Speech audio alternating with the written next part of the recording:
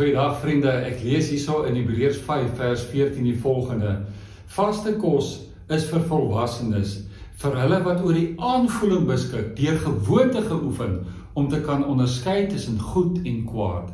Dis nogal woorde daai om te kan onderskei tussen goed en kwaad. In vandag se wêreld, waar ek en jy so maklik meegesleer kan word, deur onder andere die sosiale media, en later dan vas kan glo, as ek aan mekaar iets kyk, dat dit die waarheid is, en dan later moet agterkom, ek het 'n leuen versprei, deur dit wat ek geglo die waarheid is, te verkondig.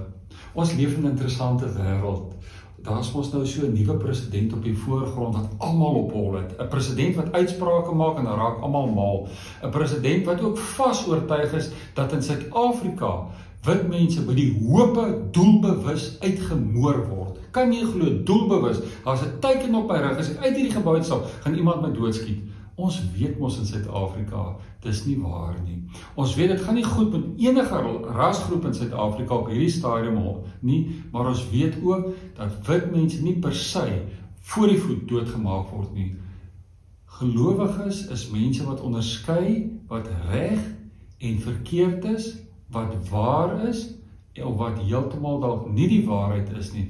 En dan gaan verkondig hulle ook in hulle konteks, wat die waarheid is, en wat verkeerd is. Kom ek en jy raak nie meegevoer deur sosiale media nie. Kom ons dink, kom ons bid, kom ons onderskei.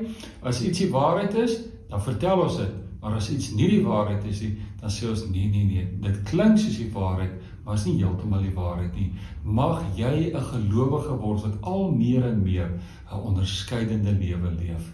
Tot volgende keer.